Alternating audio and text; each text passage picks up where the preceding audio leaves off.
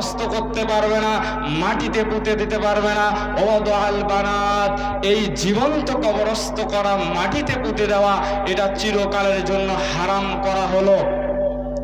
তারপর মুহাম্মদ সাল্লাল্লাহু আলাইহি ওয়াসাল্লাম 3 নম্বরে বলেন ওয়ামান আরহাত, এবং পৃথিবীবাসীর জন্য হারাম করা হয়েছে কৃপণতাকে হারাম করা হয়েছে। কোনো ব্যক্তি যদি কৃপণতা করে আর টাকা ধন সম্পদ গুনে গুনে রাখে, সঞ্চয় করে করে রাখে, তাহলে আল্লাহ সুবহানাহু ওয়া তাআলা সেই ব্যক্তিকে বিচারের ময়দানে তার ধন সম্পদ, তার টাকা পয়সা সাপ বানিয়ে গলায় ঝুলিয়ে দিবেন। আল্লাহ সুবহানাহু ওয়া তাআলা মানুষ সম্পর্কে বলেন পৃথিবীবাসী এমন তারা ধন সম্পদের লোভে পড়ে, ধন সম্পদের মোহে পড়ে, দুনিয়ামুখী হয়ে দুনিয়ার পিছনে ছুটতে ছুটতে, এই প্রাচুর্য অট্টালিকার মায়ায় পড়ে ছুটতে ছুটতে তারা কবর পর্যন্ত চলে যাবে, তবুও ধন সম্পদের মায়া ত্যাগ করতে পারবে না। এ কথা আল্লাহ সুবহানাহু ওয়া তাআলা পবিত্র কোরআনুল কারীমের মধ্যে বলেন।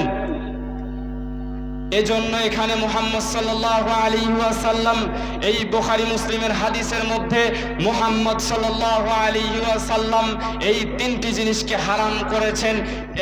এক, পিতামাতার অবাধ্য হওয়া যাবে না, বিশেষ করে এই হাদিসে উল্লেখ করা হয়েছে মাতার অবাধ্য চলা যাবে না, এটা হারাম করেছেন। 2 নম্বর, নারীদেরকে জীবন্ত কবরস্থ করা, এটাকে হারাম করেছেন। 3 নম্বরে কৃপণতাকে হারাম করেছেন মুহাম্মদ সাল্লাল্লাহু আলাইহি ওয়াসাল্লাম। অতএব আমাদের কাজ হবে এই 3টি জিনিস থেকে বিরত থাকা। অবশ্যই এই 3টি জিনিস থেকে আমাদের বিরত থাকতে হবে। কেননা মুহাম্মদ সাল্লাল্লাহু আলাইহি ওয়াসাল্লাম বলেন, আব্দুল্লাহ ইবনে মাসউদ রাদিয়াল্লাহু আনহু থেকে বর্ণিত, তিনি বলেন রাসূল সাল্লাল্লাহু আলাইহি ওয়াসাল্লাম বলেছেন, হে আদম সন্তান, শুনে রাখো, পৃথিবীতে যত কিছু আছে, যত সম্পদ আছে, পুরো পৃথিবীটাকে যদি আমরা সম্পদ হিসেবে ধরি, তার থেকেও পৃথিবীতে সবথেকে মূল্যবান, সবথেকে দামি সম্পদ হচ্ছে নারী। এই নারীকে সম্মান করতে হবে, নারীকে সম্মান করা শিখতে হবে, নারীকে অপদস্থ করা যাবে না। আজকে ইসলাম নারীকে অপদস্থ করে না। অন্যান্য ধর্মের যারা আছে তাদের মাধ্যমেই, তাদের ধর্মের অন্তর্ভুক্ত হয়েই নারীরা অপদস্থ হচ্ছে। কিন্তু ইসলামের বিধান যদি কেউ মানে, তাহলে আল্লাহ সুবহানাহু ওয়া তাআলার হুকুম কথা অনুযায়ী কোনো নারী ধর্ষিতা হবে না, কোনো নারী ধর্ষণের শিকার হবে না, কোনো নারীর উপর জুলুম অত্যাচার করা হবে না। কেননা আল্লাহ সুবহানাহু ওয়া তাআলা বলেন, ওয়াকারনা ফি বুয়ুতিকুন্না ওয়ালা তাবাররাজনা তাবাররুজাল জাহিলিয়াতিল উলা।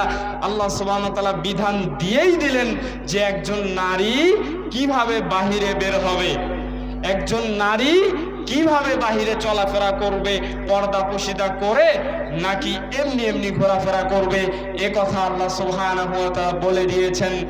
আইয়ুহাল হাজিরুন, সময় শেষ হয়ে গেছে।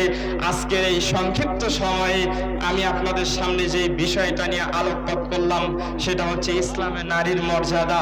আমরা এই আয়াত এবং হাদিসগুলো থেকে এটা বুঝতে পারলাম যে ইসলাম নারীকে অনেক সম্মানিত ও মর্যাদা দিয়েছেন। আল্লাহ সুবহানাহু ওয়া তাআলা আমাদের সকলকে, মহিলা, মা, বোন, নারীদেরকে সম্মান করার তৌফিক দান করুন। আল্লাহুম্মা আমিন। আমার সংক্ষিপ্ত বক্তব্য এখানে শেষ করছি। ওয়া আখিরু দাওয়ানা আলহামদুলিল্লাহি রাব্বিল আলামিন। আসসালামু আলাইকুম ওয়া রাহমাতুল্লাহি ওয়া বারাকাতুহু।